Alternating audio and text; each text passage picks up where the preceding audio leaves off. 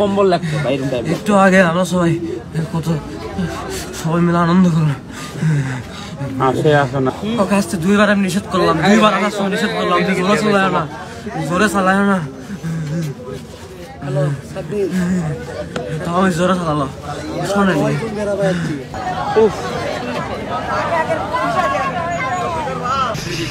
আমরা নওগাঁ ফায়ার স্টেশনে রাত 9:20 সময় সংবাদ পাই যে সান্তাহার মাছবাজার এখানে একটি ট্রাক এবং একটি মোটরসাইকেল মুখোমুখি সংঘর্ষ হয় এবং 3 জন এখানে স্পট ডেথ হয়। আমরা সংবাদ পাওয়ার সঙ্গে সঙ্গে নওগাঁ থেকে 2টি ইউনিট আমরা ঘটনাস্থলে আসি।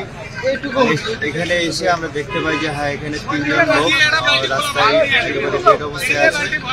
তাদেরকে আমরা উদ্ধার করে এখানে যে থানা আছে বা ফাঁড়ি আছে তাদের যে ইনচার্জ এসআই আনিস সম্ভবত ওনার কাছে আমরা হ্যান্ড ওভার করি।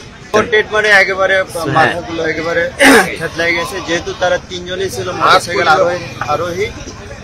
সম্ভবত ট্রাকের নিচে পড়ে একেবারে চাকার নিচে পড়ে পিষ্ট হয়ে গেছে। হ্যাঁ, তাদের 3 জনের বাড়ি ওই আদমদিঘি আছে এবং কাহালু আছে বগুড়া। তাদের 3 জনের বাড়ি Bogura. Colour expert, George sap এবং মাইল্ড অন হ্যান্ডস টেকনোলজি সমৃদ্ধ অরিক্স ক্রিস্টাল ওয়াশ। আপনার আনুমানিক বয়স 19-20, 3 জনের বয়স এরকম। নওগাঁ থেকে বগুড়া যাচ্ছিল আর ট্রাকটি আসছিল বগুড়ার দিক থেকে সম্ভবত রানীনগর যাচ্ছিল।